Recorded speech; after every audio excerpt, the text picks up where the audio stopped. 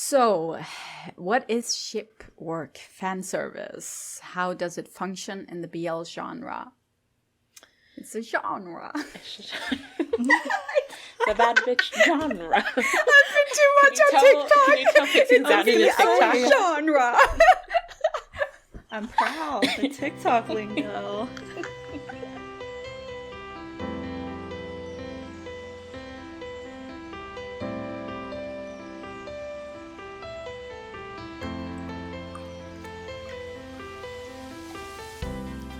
Hi guys, welcome to LoveCast, Voice Love Podcast. I'm your host Pixie, and with me are my other hosts Alexa and Kayla. Hello. So we are doing another BL 101 episodes about ships this time.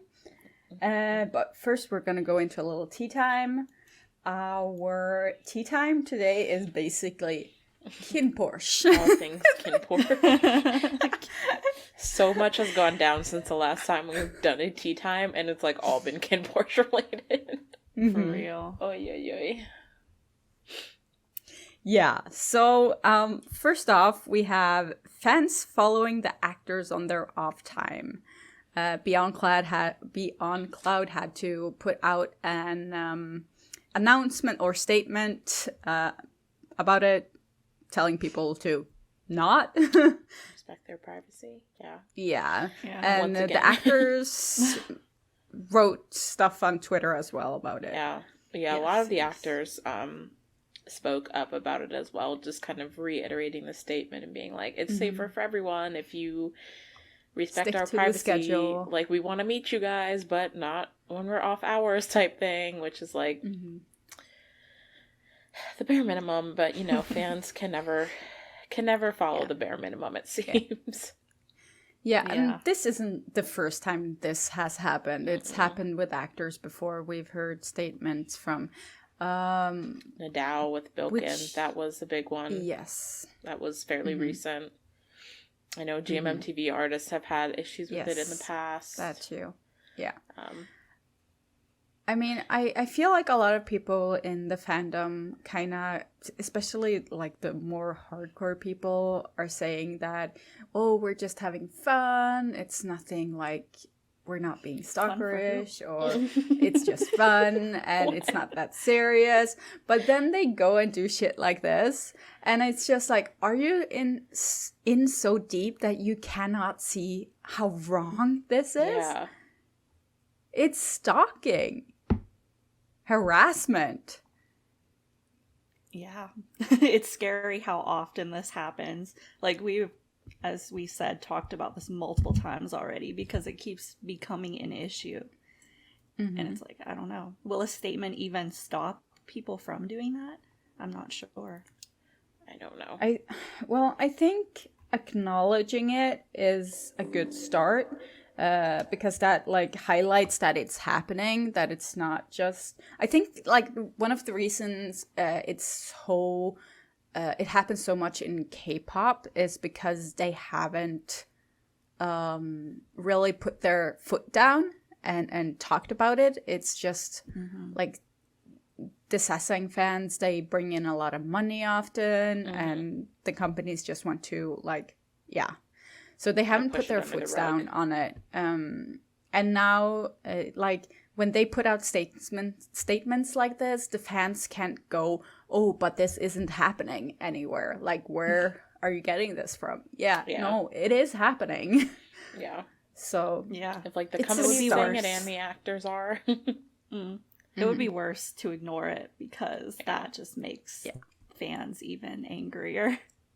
Yeah, and I feel like this has something to do, like, these companies need to protect their actors, and we've seen plenty of companies not doing that.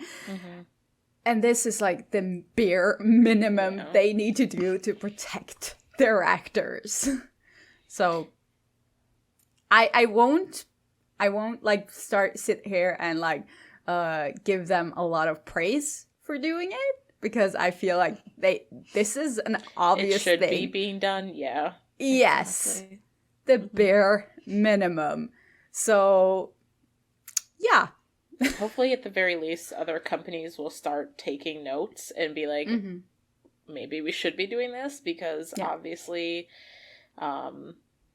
people like to see it happen and should be seeing it happen. But yeah, like it should be being done. And the fact that Beyond Cloud addressing issues as they come up, like almost every issue that's come up, they have taken a moment to address it. Like the fact that is such a novel thing for the companies that are often funding these BLs, like it should not be. But hopefully it shows other companies like what they should be doing to some degree. Yeah. I mean, the fact that there are so many people in the like Twitter comments thanking the companies for doing this is ridiculous to me. Bare minimum, guys. Bare minimum. The bar is on the floor, unfortunately. So, at the same time, there's been a lot of backlash for KinnPorsche. I won't call them fans, because obviously they're aren't. Not fans.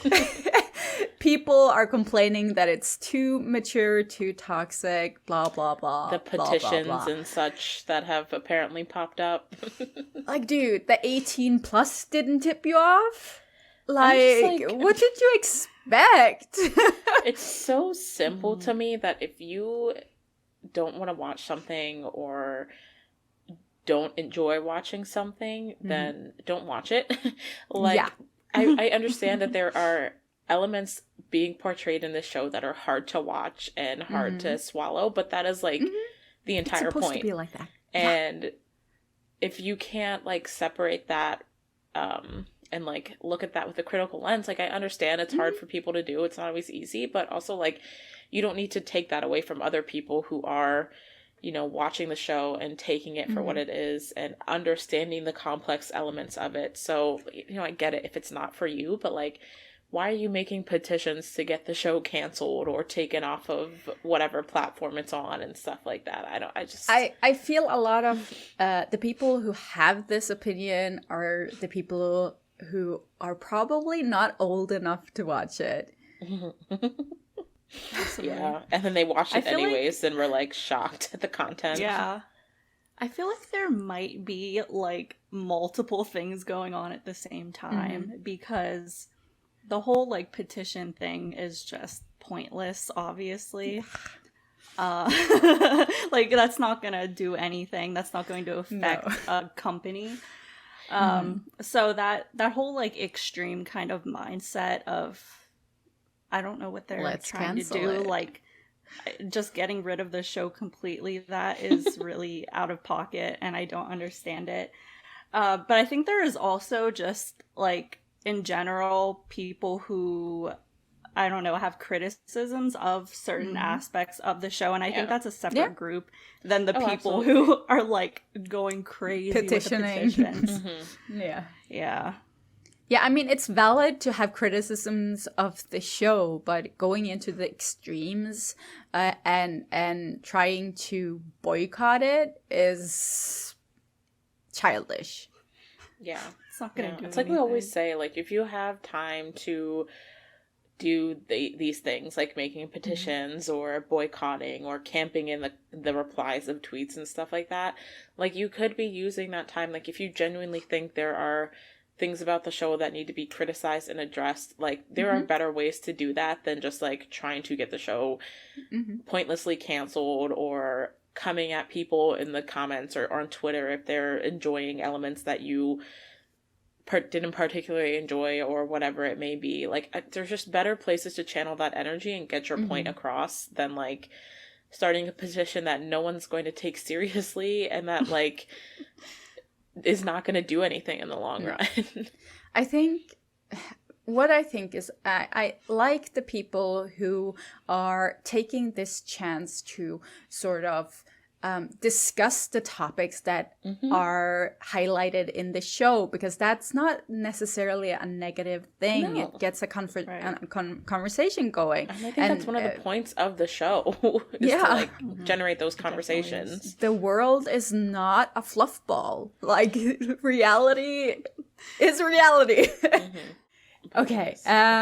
Yes. So we also have the fact that Oppo wasn't included in the novel cover or some other promotional material. I actually did not know this, and when Kayla mentioned it, I was just like, "What?"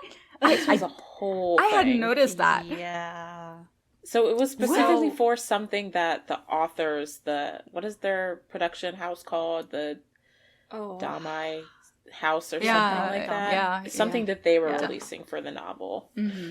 And then like they made a note that, or they released the contents that they were putting out in like the special box set or something that was coming with the release, and they noted that like only Mile, Bible, and Build were going to be included in the materials for it. And so obviously people started asking questions, and then Beyond Cloud came out and was like, you know, the things that they're doing through their book production house are separate from the things that we're doing as Beyond Cloud.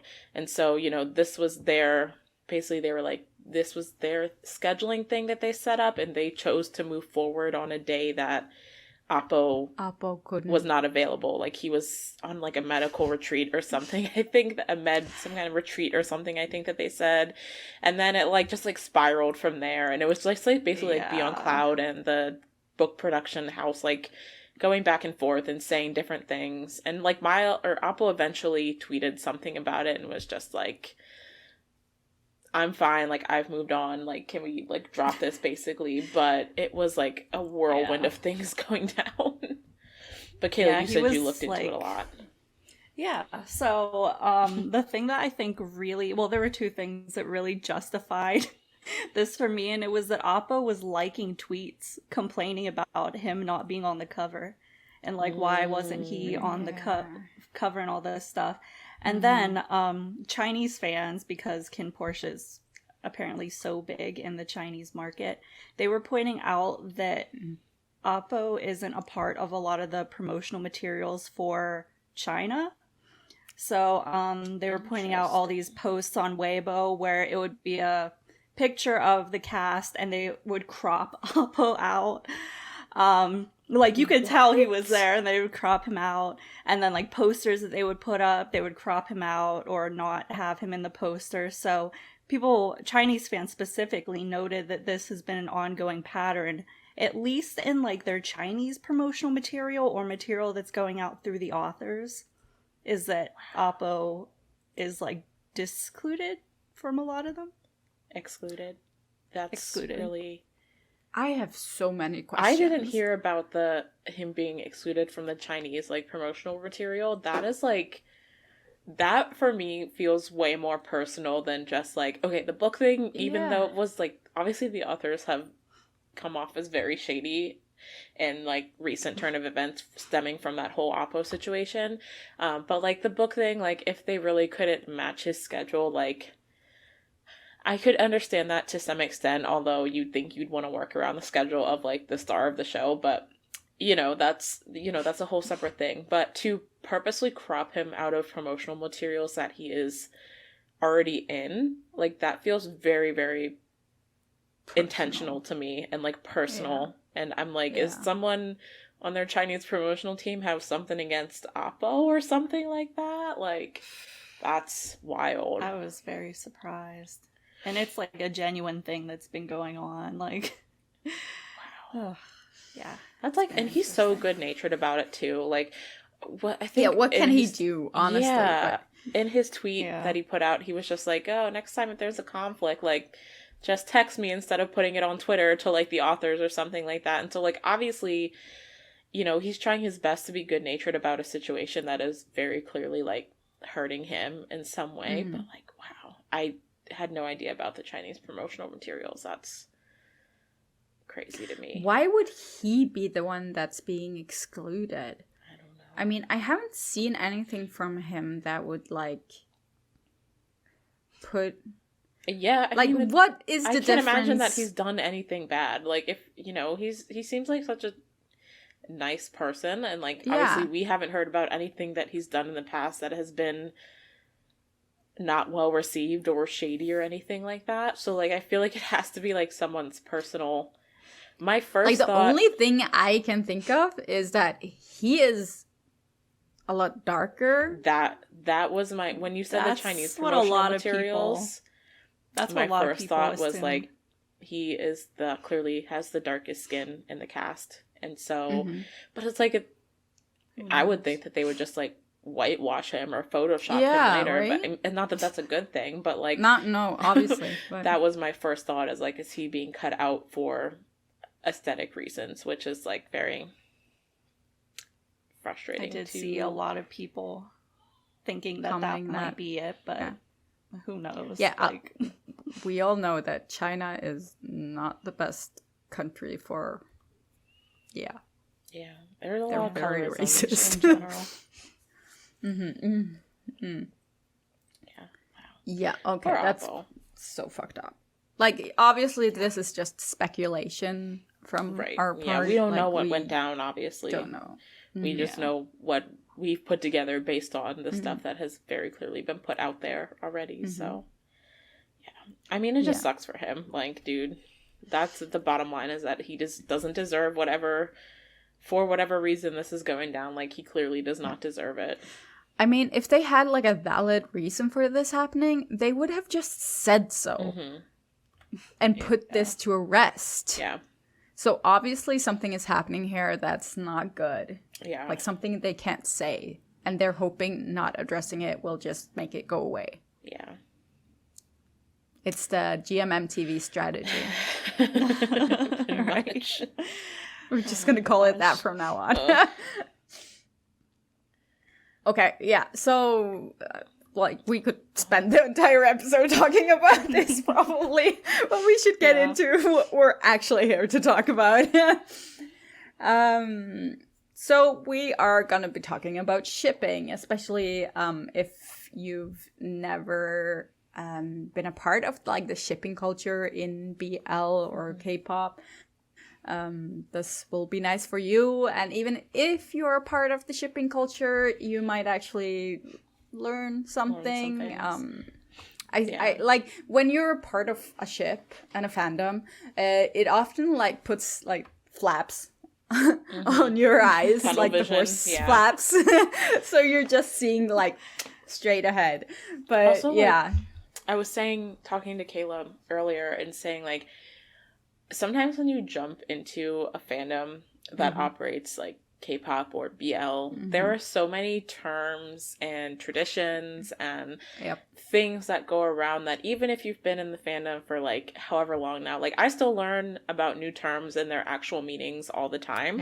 So like I think it's just nice to kind of sit down and like address some of those in a way that, like, you know, sometimes, like we've talked about before, it's not easy to ask things if they're just like things you're expected to know or like staples of the fandom type thing. So it's nice to just like kind of put some info out there for people who might just have been afraid to ask or have not realized something's actual meaning all along, kind of thing. Yeah, I have that with terms in general on the internet nowadays, because I've gotten to a place where the language we used when I was younger is not applicable anymore. So it's so freaking confusing coming online and seeing a word. I'm just like, what does that mean? Always something new. Yeah, for real. So, the definition of shipping. Alexa. So this is actually on Wikipedia.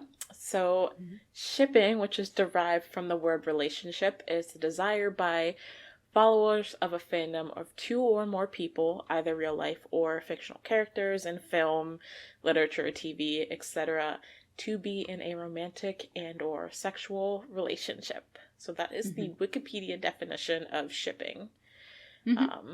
Which, you know, I think, unlike, what were we trying to define last time? Oh, like, we were looking up the definition for yaoi, and it was, like, very, very long-winded. I feel like this one's pretty straightforward. This is like, you're a fan of two people, and you want to see them together in a romantic or sexual manner. I mean, shipping has been here forever, and it's a fandom. part...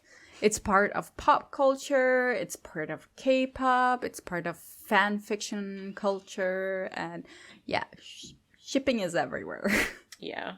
Yeah. So I think most people, I can't say most people because I don't want to assume, but yeah, if you have like any lens on television or pop culture or specific fandoms, you probably are familiar with ships and shipping and how far back it goes, even into things like the OG Star Trek, which is like often quoted as like the very beginning of like male shipping, kind of like back in the early Star Trek days and things like that. So it's been around forever, pretty much. Yeah. I mean, a lot of people might not realize that they have been shipping without actually knowing the term. I know, like, I just, like an example, when One Direction was on, and there were a lot of people shipping in that group. Yeah, the Larrys, the Louis and Harry shippers. Yeah, and like if you're like a more casual TV watcher and stuff like that, and you're just like watching a show, and you know there are people who watch TV and like aren't involved in like the fandom of it, or you know just like watch the show weekly and then move on with their lives, and like that is wild for me to comprehend, first of all. But like, you know, if you're just like casually watching a show and you're like, wow, these two people should be together, even if it's like something that the show is clearly building up towards, like if you successfully want them to be together, then that is shipping. Like you just don't realize, you probably don't realize that that is shipping that you're doing. Yep.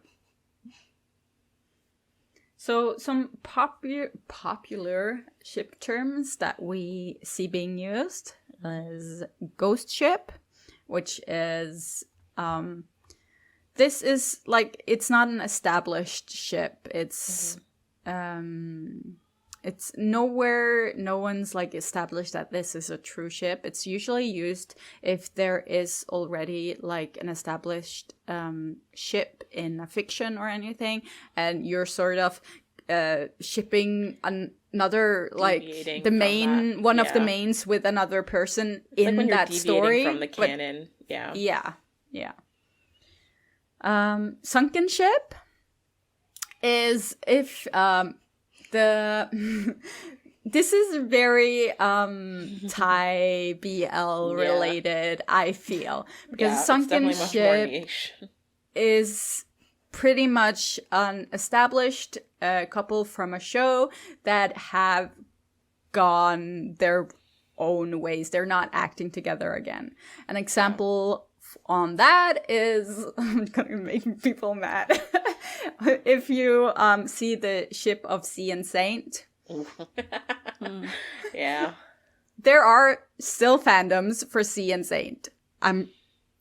That fandom still exists, but they are on a sunken ship. The ship themselves, like the actors themselves, don't operate as a pairing anymore. So like that. Saint doesn't have a pairing anymore at all, and Sea has gone to greener pastures.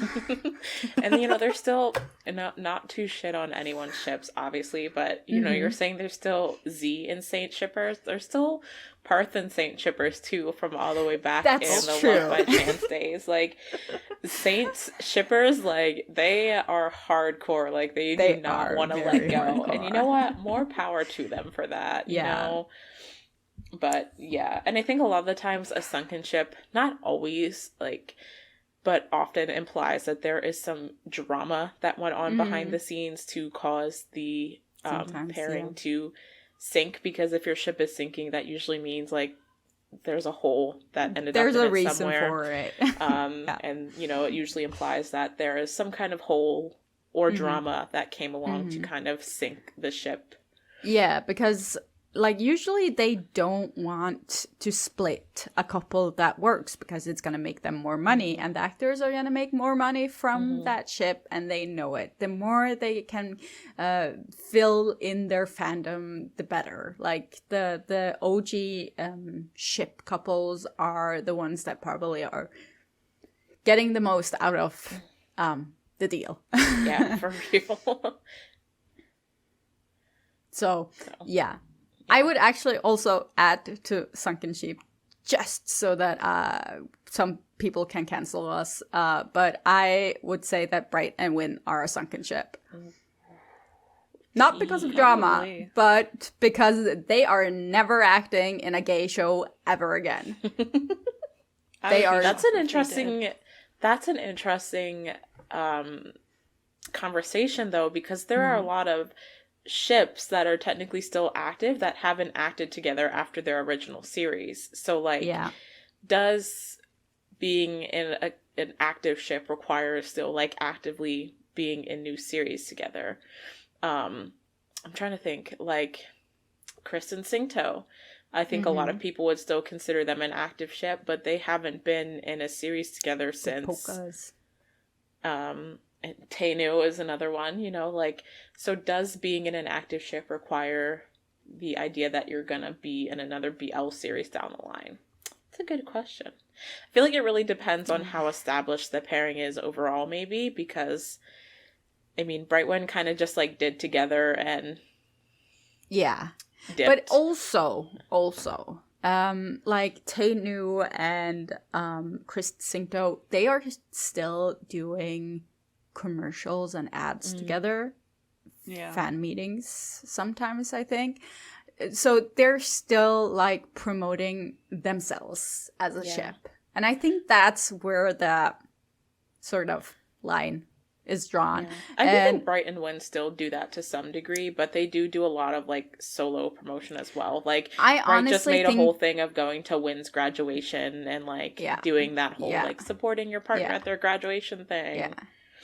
But I honestly think they're going to be too busy to promote that. They're going to have bigger things that it won't... they won't earn money from promoting their ship. So that's why I think they're just going to... It's interesting, though, because Brightwind fans are such a huge and established fan base. It's, like, weird that they haven't, like, GMMTV haven't capitalized on that more than they did. But, I don't know. You never know how those companies' brains work. Nope. Canon ship, that's canon is always, like, the established ship in a story. It's what the author wanted, and thus it's canon. It's the canon. It's the thing that's actually happening, and head ghost canon. ships are usually what stem off from that. We're into fan fiction terms now. Head canon is your established ship in your head. Yeah. It's like, I know what's in reality, but this is what I actually think it should be. It's kind of the soft Delulu world. Soft Delulu. You're like, I recognize the canon, but... What is a jelly ship? A jelly ship? Yeah, I've heard Heather use it. What's a jelly ship? Jelly ship is Nat and Nanu's fandom ship name. It is? So it's a ghost ship. So jelly ship is Nat and Nanu. No, they made a fandom for a ghost ship? They call themselves Jelly Ship, and they play into it a lot, too. Nat and Nanu, they use the term Jelly Ship, I'm pretty sure. So, yeah, that's where that comes from. I did not know that. What? Okay. You learned something new. You learned something. We are learning a lot today. It's fine. Always ask dumb questions. It's a shame Heather isn't here today, because if she had heard you mention Jelly Ship, she would have been typing away in the comments, like explaining the hell out of it for you. Oh my god. Do we have any other, like, terms that are especially used for shipping? I was trying to think of when I was making the run sheet, and, like, those were the only ones that were coming to my head, and I was like, I know I'm probably forgetting some terms, but I just, like, could not think of any. Yeah. I don't know. Yeah, I can't think of anyone. We'll mention more later if we can think of anything. Pops up. And if we don't mention one that you guys think of, drop it in the comments, because we also like to learn things. Yes. So, what is ship work fan service? How does it function in the BL genre? It's a genre. The bad bitch genre. I've been too much on TikTok. Can you tell Pixie Daddy to TikTok? Genre. I'm proud. The TikTok lingo. I'm too old for this.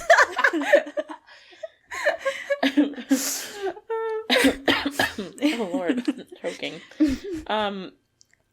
Yeah, I mean, I think ship work and fan service are kind of like not exactly the same thing, but like ship work is basically what makes fan service happen, if that makes sense. So like it's basically all the things that the actors do within their established pairing to make them work and make them come off as a pairing to fans. So and they call it ship work because being in a pairing is a job for BL actors. So, making the ship viable and believable is quite literally part of their job.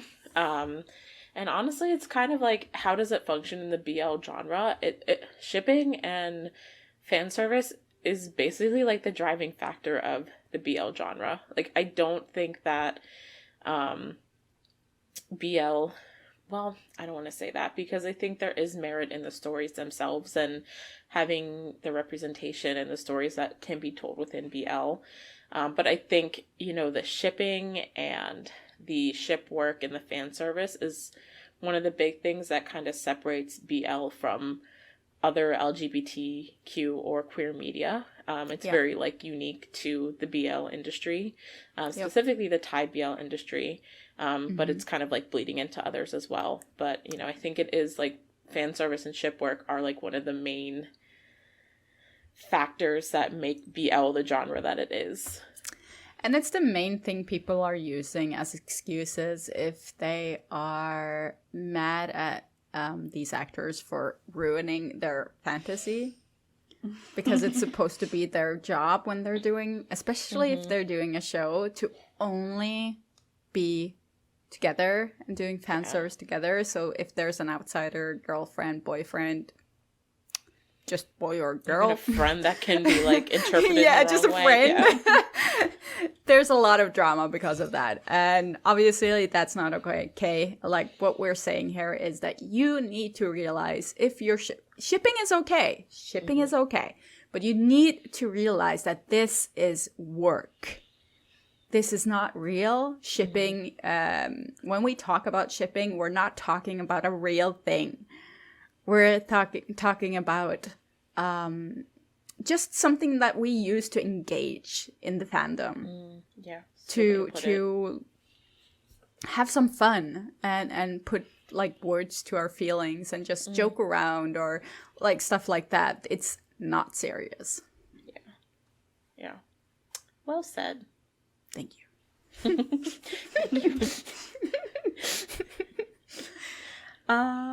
So what are some ways that a BL pairing sell their ships beyond just acting in series together? Obviously we have the biggest one is the fan meets. That's at least the biggest hype, and it's very weird to me when I entered this live action BL fandom and saw that these actors were having fan meets. I'm just I just got used to the K-pop actors and their fan thing, meets, and now you're throwing this at me and what is this? They're making out on stage, and it's the Korean actors at their fan meets, they'll sing a little song and interact with their fans, and then you come to BL fan meets and they're making out on the stage, playing the Pocky game to the point that they're literally kissing each other, and you're this is a whole new world. I was shocked. Especially because my introduction to live action BL was Tharntype. And if anyone knew how to do fan service, it was Mew and Golf. Yeah. They were the kings of fan service, and they were fucking believable. Very much so. And I think another aspect of the fan meets that is very unique to BL pairings and BL shipping is that so often the fan meets and fan engagements that we get are sponsored by products that the ship is promoting.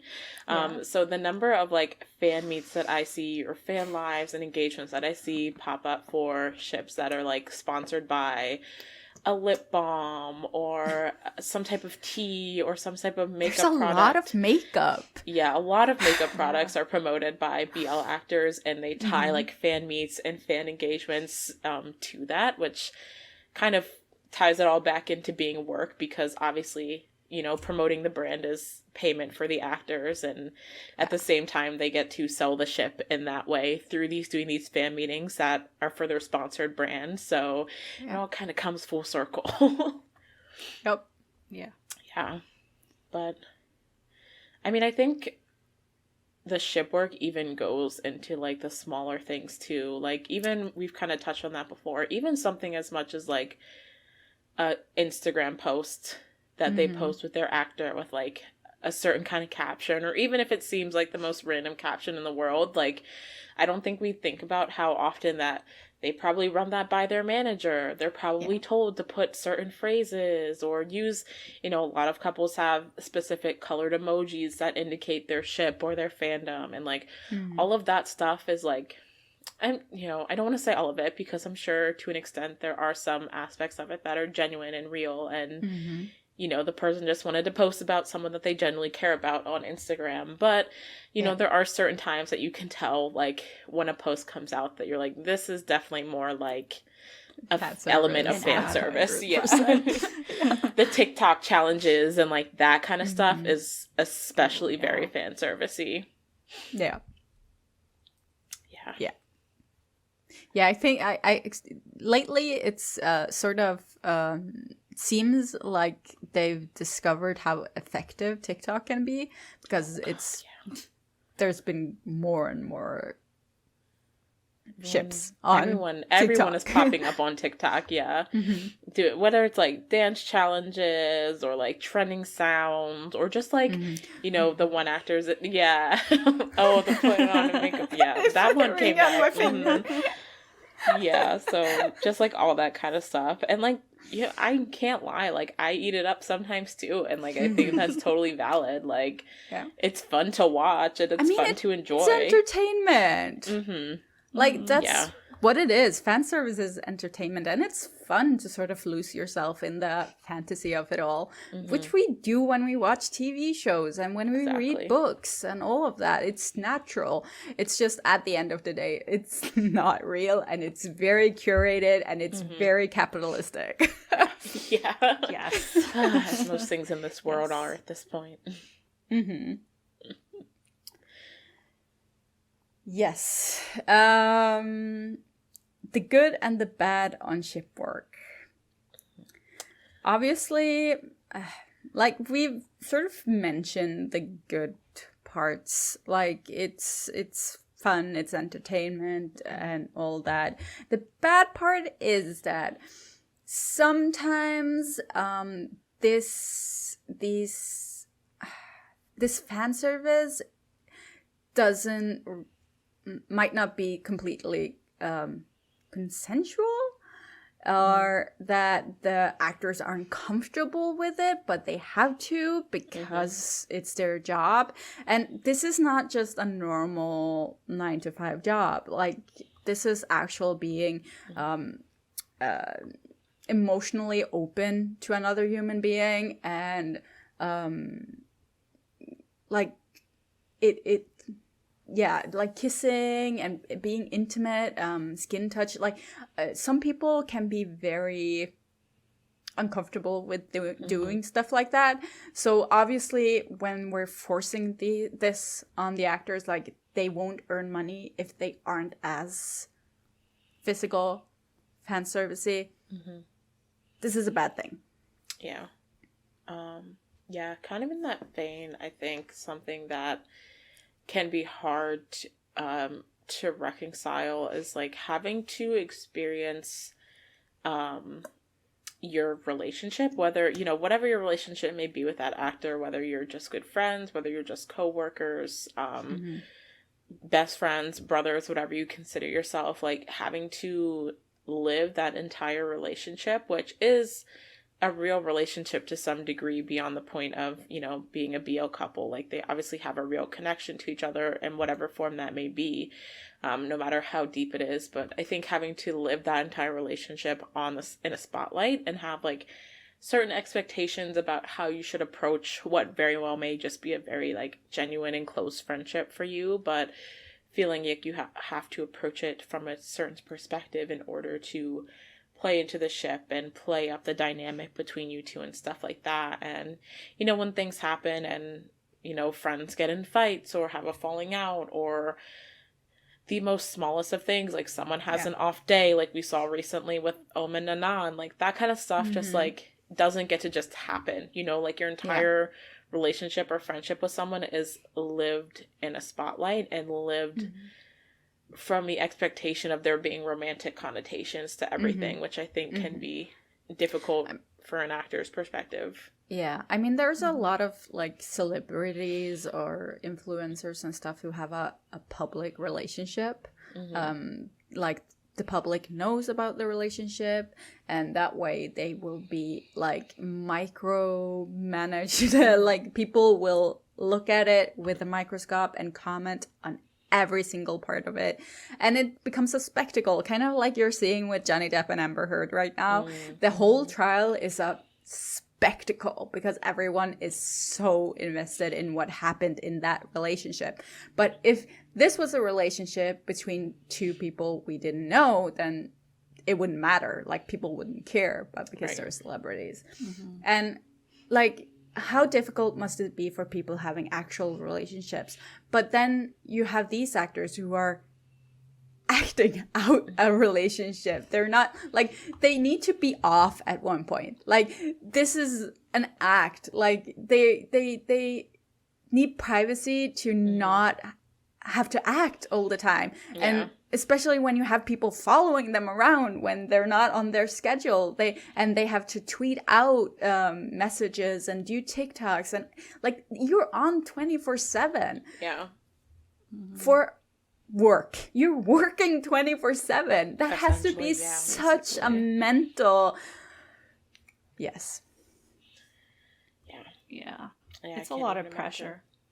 And the pressure comes from like both fans expecting them to be on 24/7 and probably the company who is like, keep doing more all the time. It has to be tiring.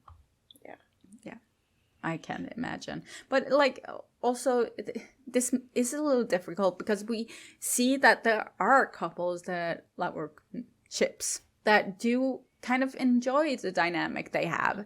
Like they see it as like they're friends, they're really close friends, and they've just developed this dynamic that they're comfortable with, and it really shows through their like interactions that they are really doing this because they want to, not because they have to.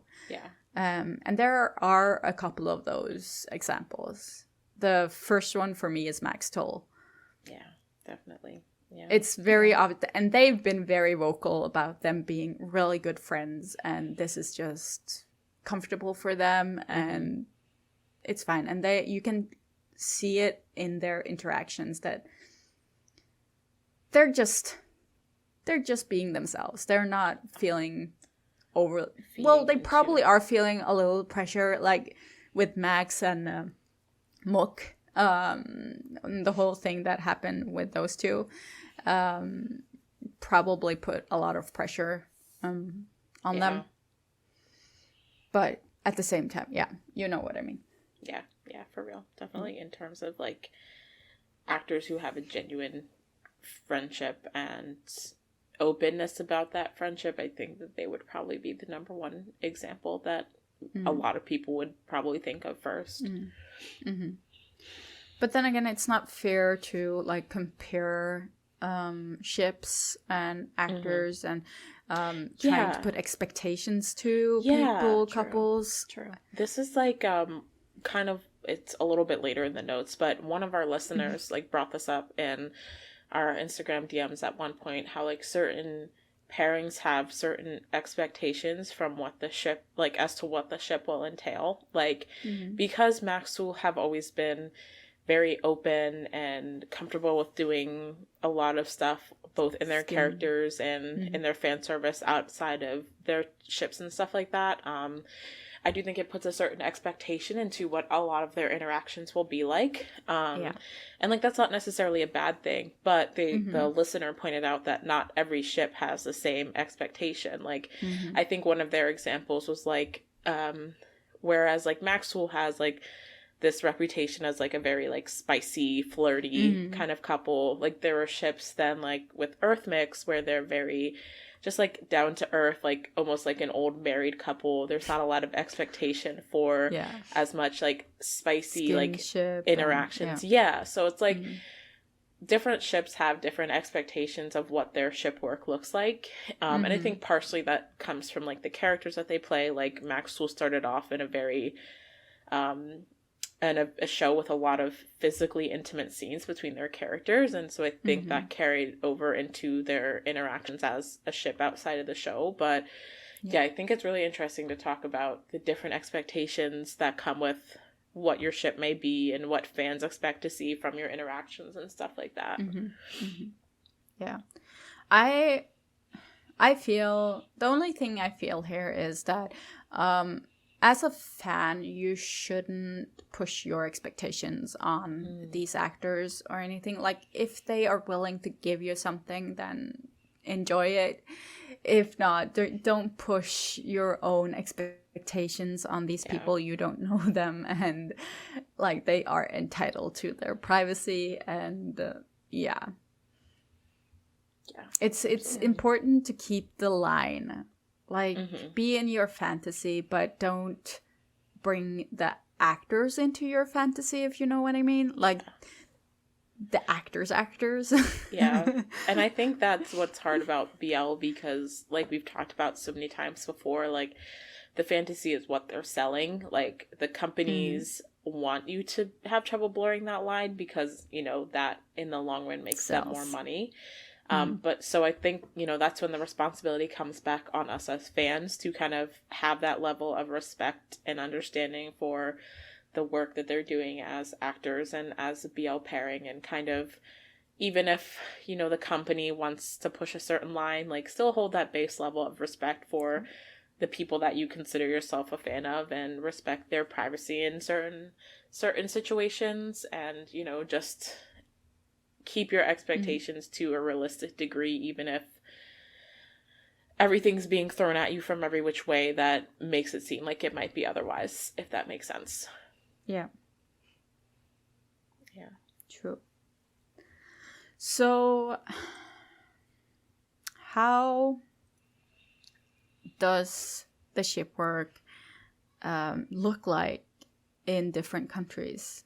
Because obviously a lot of what we're talking about here is Thailand, because it's the one with the strongest ship culture in BL.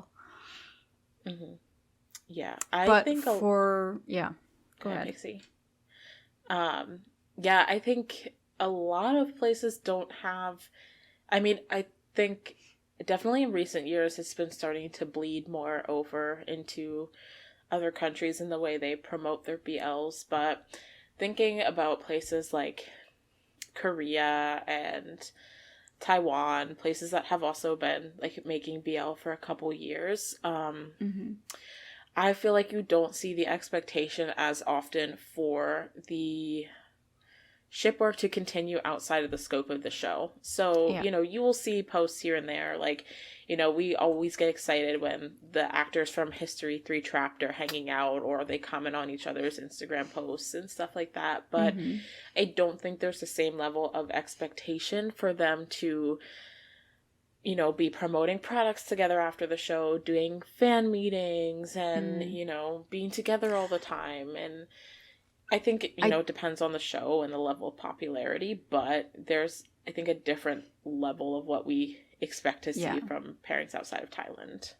Yeah, I think the country that has the most similar design for shipping and stuff is Taiwan, because like it's not to the same height, but they still, like, we had all this drama with the We Best Love crew over Sam's girlfriend. and people saying that she was ruining their fantasies, BL fantasies and whatever. So I do feel like at least there's like the same vibe. But obviously it's not like as capitalistic as in Thailand. And I do think like South Korea has been copying K-pop culture a little bit with the BL. They are new to the market, but there have been fan meets in South Korea.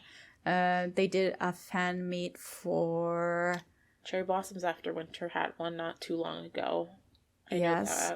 To My Star had yeah, they've one. done them.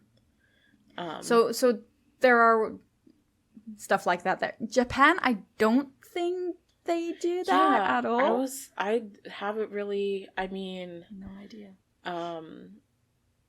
In the couples from Japanese shows that I follow, or the pairings that I'm familiar with, I can't really, like, think of any instances of them really, like, doing heavy ship work outside of the scope of the show. And, you know, like, obviously, when they're promoting the show, they're together and they're posting each other and stuff like that. But I don't think that they do fan service in the same way that we see from some of the other countries. I think because I think Japan is very, very homophobic. So I don't think that even if there's money in it, they wouldn't do it because it would insinuate that these actors are gay and not just a job. So I think because of the culture there, it's not happening. Like the actors can do really graphic scenes. Like we've seen some BLs in Japan that are very hardcore. But I can also stay within the scope of the program or the show. Yeah, I mean, the actors can still say, this was a job, this is a job, this is nothing else, it was just acting. But when you start doing the fan service and stuff like that, there's a gray line. And I don't think they're willing to get to that point in Japan. Yeah, and I do think there's still a similar mindset in South Korea, although like you said, I think it has been changing because they do kind of pull from K-pop and the types of fan meets and fan service that's already established within their entertainment industries there. But I do think there is a similar narrative, whereas I think in Thailand, although there are still a lot of issues with LGBTQ rights and homophobia within the country, I think they as a country have fully embraced everything that BL has to offer. So there is, even though they might not be accepting of queer people in real life, they are accepting of BL almost as like I think they look at it like income, a spectacle. Basically. Yeah, it's like a spectacle. And so they are open to the ships existing outside of the scope of their show and doing fan service on all of this because it has kind of established itself as a thing in Thailand, if that makes sense. Whereas in other countries, I think it's still more on the up and up and considered more niche. Even though it is still niche in Thailand, it's less niche in Thailand, I think, that it might be considered in some of the other countries that are producing BL now. Yeah, yeah. And, like, the Philippines, I don't think they've actually managed to grasp the BL market. They tried really hard. They were really going. And now there's just like a few remaining. Like obviously the Game Boys franchise is still up and going and revving hard as ever. But you know, I think for a lot of people, you know, and a lot of actors who were doing BL and pairings, it just kind of like fell off after some point in 2021. And I don't know if the novelty of it wore off and it got harder for production companies to get funding and things like that. But I just think that they saw that BL is going to cost them production wise much more than they wanted to put into it. So they're not willing to do it. They thought it was easy money. Yeah. And I think for a while it was. especially in 2020. Probably. But, you know, I think as the world tried to go back to normal and they realized it would take more effort to promote the shows and grasp people with them, since not everyone wasn't just it's at a home very anymore. Saturated market right now. So like if you're gonna get noticed, you need to put some real money into it, or you need to have been like one of the first who came out with it in the Philippines, like Game Boys. Like they got to where they got without a lot of money into marketing. And the same with Gaia sa Pelikula. That too got like promoted, like like Paolo said, with the gay crowd online who thought it was like a gay porno.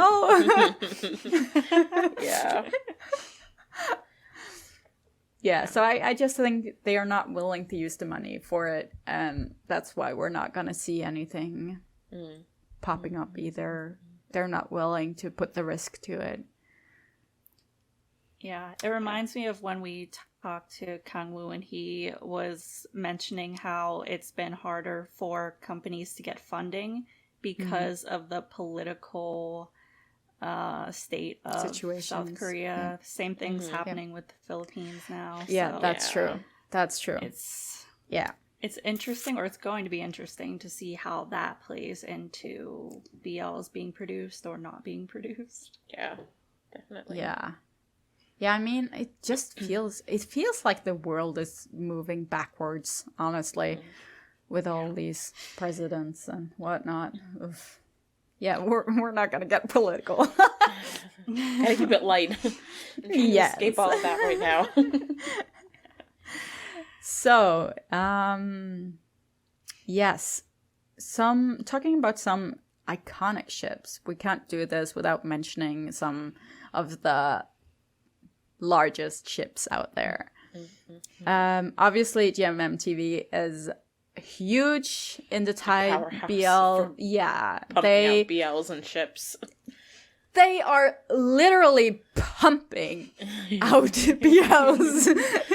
It's how many shows did they go from like having just 1 or 2 a year to like. Now it's like there's almost always a BL airing. Like as soon as one ends, they have another one like set to take its place. And you know, we used to get, like you said, like 1, 2, maybe 3 a year if we were lucky. And now it's barely just, like, subtitled. Waiting at least a week for like the fan subs to pop up on it. And so now, like even if they're not in a show that's coming out yet, they have so many pairings that they're still promoting, and you know, stuff going on behind the scenes. And I feel like GMM TV is just like this whole big jumble of BL boys that are like intertwined with each other in some way or another. Yeah. And the OG GMM TV ships are Chris Singto, Afghan, Tainu. Afghan is the only active, like active in show couple or ship. With help me. Not me. Yeah, not me. Yeah. But the other two are still doing, like we said earlier, they're still doing ads together and fan meets. Tainu has a fan meet coming up in the near future. That I hate. You know, Tainu. I don't hate Tay.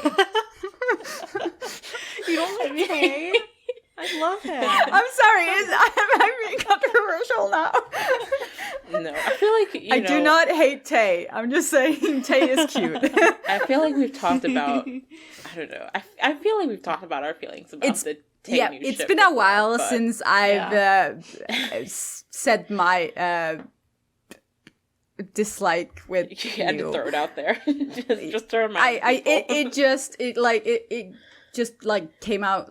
I couldn't control it. It was just like I heard the name and just I mean, New is a different story. Yeah. Tay is sunshine, and you know, it's just yes. If you want to know our thoughts on that, we have done episodes about it before, so go listen through our entire podcast episodes and figure it out. We won't tell you. You're gonna have to listen to all of them. I have no clue which one it would be. I have been very vocal, so I will refrain from word vomiting again. Yeah. Yes. Yeah, and then there's also, like, those are, like, the OGs, and all of them are still somewhat active. But then there was also, like, there's always, like, a lot of speculation when it comes to GMM TV shows and ships about who's going to be the new pillars of GMM TV. And I feel like Om Nanan and Earthmix are probably the two biggest ones that people will bring up. Also, like, we kind of mentioned Brightwood earlier. I think at one point they definitely were considered to be, like, the biggest ship in GMM TV, but I feel like especially this year with Bad Buddy, like, Om Nanan has kind of just, like, knocked everyone out of the water. Do you think they're gonna give them another show together? Om Nanan? Yeah. I could see it. Like, this felt like a one-time deal. I think a lot of people would not be surprised because I think Om has mentioned in the past that after doing Bad Buddy, he kind of wants to step away because he's been in a ton of BLs and paired with a bunch of different people.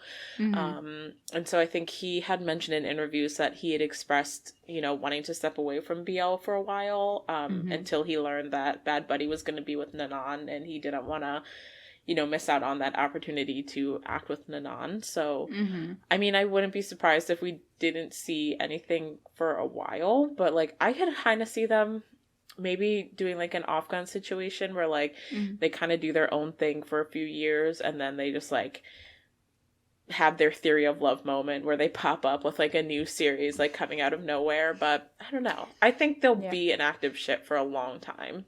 Whether they're acting in new series together or not, I'm not sure. Yeah. Yeah, I do agree that Earthmix will probably be, like, the GMTV's main focus for BLs. Just by how much they've been putting them into shows lately. Like, I was so surprised that they got 2 shows after oh shit, sorry. They got 2 shows after 1,000 Stars. Yeah, because Cupid's Last Wish is right now, and then we have Moonlight Chicken, which is coming sometime this year. Moonlight Chicken. Yeah, so yeah, I mean, I always look forward to, I have to say, when GMM TV does their big year end, like, or early year, like, reveal of, like, all their shows and stuff, that it's always an enjoyable and a spectacle to see, like, what BLs are going to announce and who's going to be acting with who and what new ships you're going to get, and are we going to see any old ships, you know, reunite for a new series. Like, they do a good job of making it a spectacle when they, like, announce their new shows and stuff. So I can't lie and say I'm not curious to see, like, what they have in store for 2023, even though they've got so many BL boys now that that's what I'm saying. They're just, like, mixing and matching people together. Like, you know, we've gotten, like, they recently took on Perth too, didn't they? Perth, from Love by Chance. Yeah. And, like, they signed Jung recently, and they threw him into a BL ship right away. Yeah. Star in My Mind, I think, is the one that he was in. The other one's, like, Sky in My Heart, I think, or something like that. But yeah, and then they have, like, the whole, like, square of, like, Pod, Gawain, Cowtongue, and First that are just, like, all a little, like, BL square, them having all, like, acted with each other. So they just like to mix and match people, honestly. Yeah, I'm kind of sad because a lot of their actors do have a lot of potential, but they're not putting them in shows. Like Fiat and Brain Fart. God. Smile. Smile. You dance, smile. I can't remember his name. Why? You know who I'm talking about. I love him, and I can't remember his name. What is going on? I don't know. Dancing. Oh, Top Top Tap. Top Tap! Oh, yeah. God, it was so. There are so many BL boys. My head is exploding. I should know that name. Everyone cancel Pixie for forgetting who Top Tap was. Yeah, I haven't seen him enough. Like, give me more Top Tap. Yeah. We need it. The world needs more damn Top it. Tap. That is very true. Mm-hmm. Yeah. I know a lot of people want Chimon. Is that his name? A lot of people want him in a BL. Yeah. Mm-hmm. Yeah, him, Om, and Anan are like a little friendship trio, and I think a lot of people want to see him act with either of them. Wouldn't it be interesting with like a what do you call it? Polyamorous relationship BL with Chimon, Nanon, and Om. Oh my god, the people would go crazy for something like that.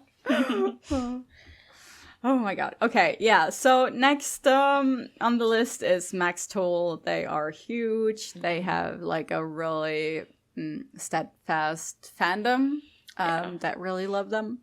They tried to become the cactus. Yeah, we were gonna be cacti for a while after Manner of Death, Mm-hmm. and then the sunken ship came and ruined everything. So we are still nameless after like 6 years. We're just Max Tool stands. It's fine. It's fine. Mew Golf obviously is huge. Tharntype was one of the things that one of the shows that got a lot of people into BL. So obviously they are online, and they were really good at fan service to the point that people still believe that like they're a couple. Yeah, absolutely. Yeah. Alikoi from Game Boys. I feel like they are like, I was trying to think of ships from other countries, and they are like from the Philippines, like the BL ship. Like, I mean, I don't think there's any others that are really still like active or interactive or friends in the way that they are. So, yeah. And Bilkin and PP. Yeah, I was just like thinking off the top of my head, like when I think of BL ships, like who do I think of? And those were the ones that came up. And like, you know, I was trying to think of ships from like Taiwan or South Korea that like really have that same type of hold. And I just don't think there really are any yet. But we'll see. We'll see what happens in the coming years. I don't know what may change, but yeah. I mean, a lot of them are from Thailand because that is the biggest one when it comes to shipping and fan service. Yeah. I do feel recently they've been like experimenting with like changing ships around a lot. I think they've seen how problematic it can be to just have one ship partner, and they've been trying to step away from it. But yeah. Max Nat is also starting to become NC and Nunu. NC and Nunu. Oh, yeah. Are really popular right now. And I'm sure, I've seen a lot of people have like not mixed feelings about Mile and Oppo as a ship, but like, I guess a lot of people don't think that, not a lot of people, but I've seen people say that they don't know if they'll like last beyond KinnPorsche just because the nature of KinnPorsche, like, you know, what would they do after being in something like KinnPorsche kind of thing? Like, is there really anything? Yeah, you're sort of typed into the mafia. When you started out with KinnPorsche, like, where do you go from there? Like, you're not going to go back to doing university BLs. Like, But hey, maybe they will start the market for more shows like KinnPorsche that they can be cast in. Yeah, I would honestly more like to see them in the BDSM BL than... The BDSM BL. You don't want to see Yoon in a BDSM BL?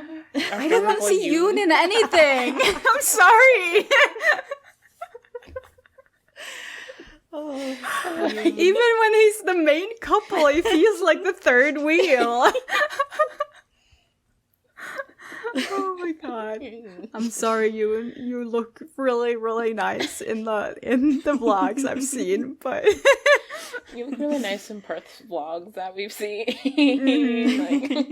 Yeah, he looks like a genuinely super nice person. I would love to hang out with him. I just don't want to see him on my TV screen in a BDSM.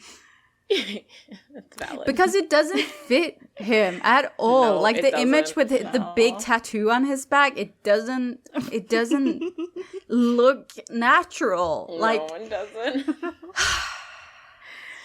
Oh yeah, it's like it looks like someone trying to act hard. Like Yeah. it looks like a child corny. trying to be a badass. Yeah. It's funny. That's so funny. Oh my god. Well, we haven't seen it yet, so you never know, but we've seen him in other stuff so far. Yeah. Yes. A little bit off the ship here, but we're off board. Do they say that?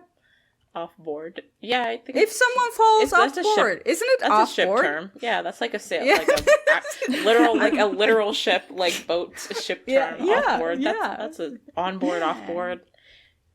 Those are terms that people use in relation to ships in real life. Oh my god. Okay, so what makes a ship work? Makes them reach iconic and legendary status. Honestly, I think a lot of it is luck. Luck. Mhm. Same. Chemistry and luck. Yeah, and how much your company is willing to put behind you. And I mean, a lot of companies don't have the means to put a lot into promoting a ship, so like that is, I think, a reason that GMMTV has always had a lot of big ships is because they are a big company with a lot of money and can do a lot of promotion that smaller companies can't necessarily do. So Yeah. being money also plays into it a lot as well, like, you know, that kind of thing. But as I well. do think like there are ships that GMMTV tried that fell flat on its ass. I'm still bitter about Gawain and Pod. I love that ship, and after Dark Blue Kiss, GMMTV just yeeted them forever. Yeah, I agree. That was like, what were they thinking? Oh, I know yours that you hate is Earth and White. From... Oh my god, that was so painful. But at the same time, I think that White doesn't fit with anyone. Like What about Torda was Captain? okay in Lovesick, Okay. but still, White is too straight to be in a Beale. I get that. That's the same thing I was thinking. But I do love Earth and Mix together, so. Yeah. I mean, and I think What obviously... makes Earth Mix so good? Because they're not super touchy. Yeah. I mean, I think it is just like that natural, like... Chemistry? Yeah. They just and like fit they do together? They do give off, like I said earlier, like an old married couple vibe, but like in a very charming way that makes people like fall for them in the way they interact and the way they bicker and stuff like that. Do you think like a height difference has something to say about like successful Like physical ships? appearance. I Mhm. think Oh, physical appearance absolutely. has Fits a lot together. to do. Yeah. Yeah. Yeah, some ships do look more aesthetically pleasing together than others, and I mean, it all comes down to preference, but yeah, I think things like the height difference and the big person and the small person dynamic are always popular. Like Fluke is a big one that fits into that. Like, Fluke is so tiny. He's so tiny. And I feel like, they're one of the big examples of a ship that has like that kind of aesthetic difference that is really popular. So that stuff definitely plays into it, I think. Yeah. But yeah, luck, chemistry, money. I feel like those are the big three of how the big three on how to get a popular pairing. Yeah. Ironically enough, it doesn't seem like the series being that good factors has into anything to do with Dude, it. this is like what we were just talking about, the tuxedo. Like, no offense to Chapin Green, but like, people love Chapin Green. Like, Yeah. people have taken to that ship. They are so very charming. much. Like, we talked to them. But- we have an episode with them. Yeah. Go check it out. They are lovely people. But They are. the tuxedo is a Yeah, show. but- yeah, and yeah, it is. Yeah, it is. That's all you can say. Yeah. So, yeah, I mean, Silence. you know, just an example of, you know, a couple where the show wasn't necessarily everyone's favorite thing, but the ship itself has really stuck in people's minds. Yeah, that's true. That's true. Yeah. Did they do their Why Destiny episode together? Were they in Why Destiny together, or was just Chap in Why Destiny? No, it was Chap and someone the else. guy from My Sky. Okay. You're My Sky. Okay. The Tay. Yes. Tay. Okay. Yeah, Tay. Sorry. I didn't think they were. In I Why Destiny cannot together, do but- names today. Yeah. I'm sorry, everyone. I remember names. This is not my name. Like, it's not a name day for me. Like, everything is going to hell. I can't believe I forgot Top Tab. Okay, on the other hand, why do some ship fail crash relatively quickly? One thing can be drama between the actors. Another thing is just chemistry isn't working, and also if one is they have ambition and they want to get higher up, they will sacrifice the ship if they get a better offer. Yeah. Say it. Yeah. I think there are some people who, like, it is rare, but people who don't necessarily see, like, doing BL as a long-term investment. Like, they just want to do their one Stepping show and stone. be done with it. Yeah.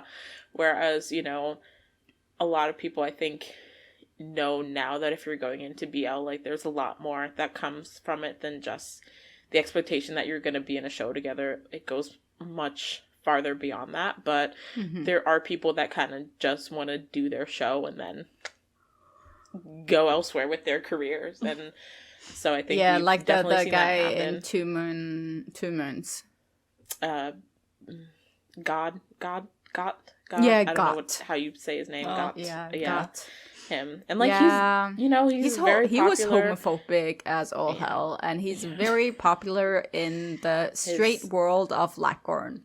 Yeah, and him and his real life girlfriend are like kind of like a, what's the word, influencer couple type thing. They're like very popular as a couple, which is funny how that worked out. You yeeted from BL and got popular with your IRL girlfriend. I mean, hey, good for him, I guess. Pixie's like, no. I mean, I just like just knowing he has a girlfriend and she has to kiss him. It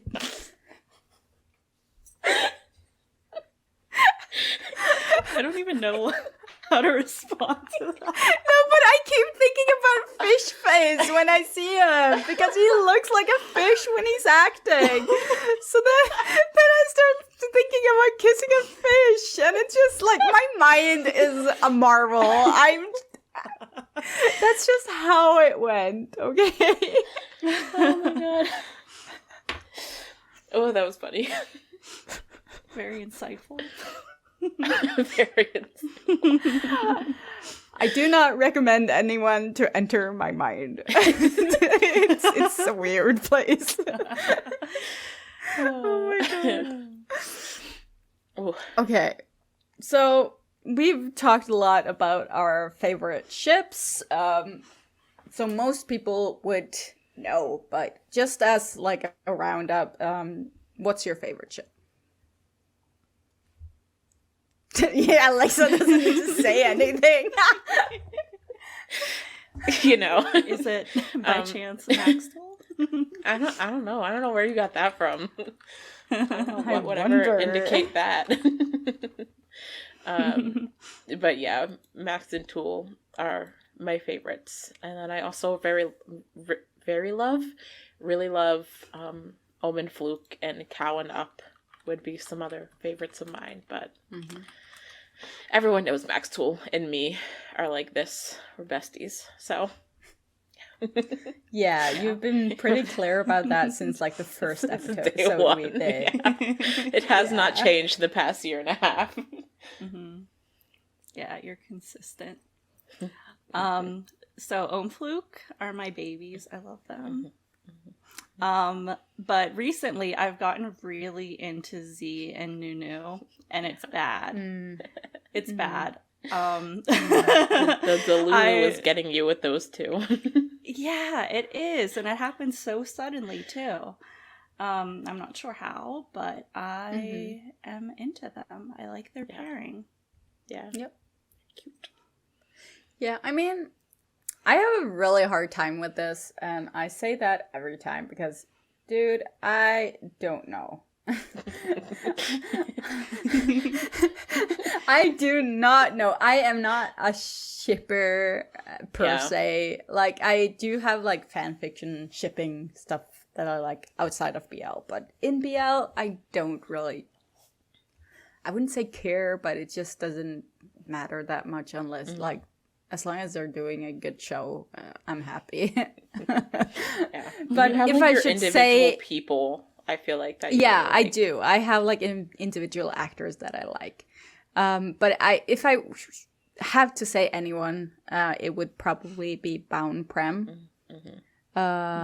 Because I've like it's the only one where I actually bothered checking out the fandom name and stuff, which is broccoli, by the way. And I find that hilarious. Yeah, so that's probably like, but I do love C. I do love C. He's in the back there. Yeah, we know. Why is he on the ground? He's on the ground because the light hit him so weirdly, and you could like it was weird. So I had to put him on the ground, but I'm gonna fix him. He's like, I can fix him. I will do it better next time. Oh my god, I need to talk to Bam Bam or something and get her to send me like a big one. Better yet, just have her send you the real thing, you know? If anyone ever wants to give me a gift, send me a big cutout of Z, and I will be the happiest person on earth.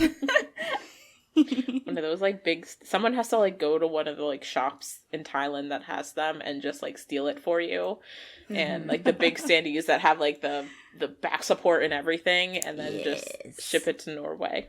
And yeah, it's gonna be difficult to ship, but at the same time figure it out.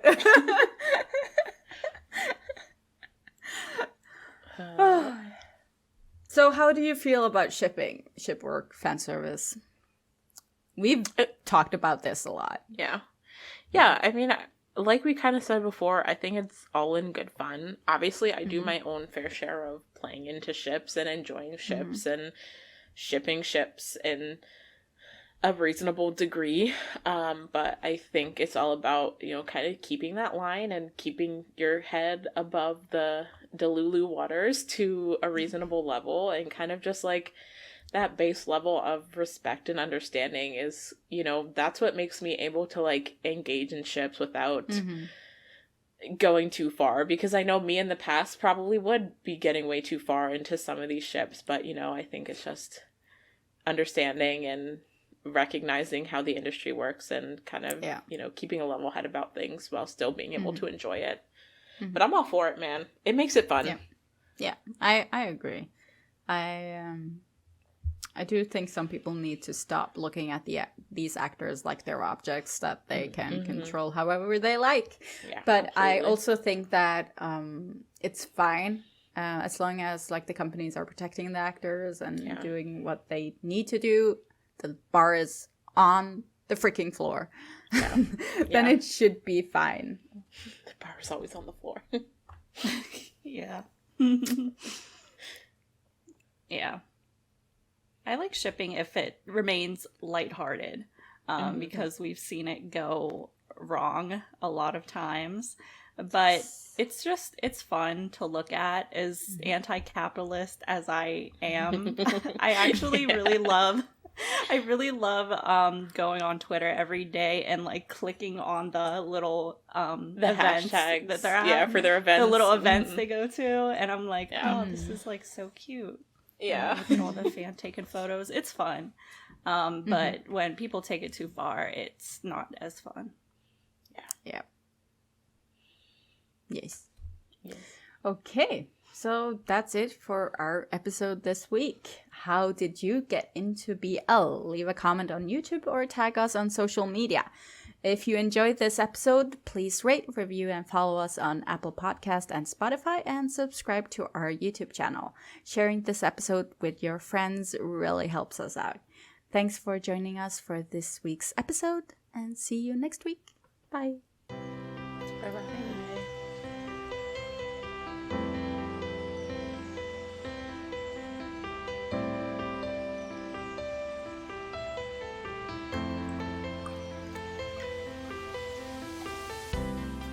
I get like explosions there where when I do that, I just need to talk. Yeah.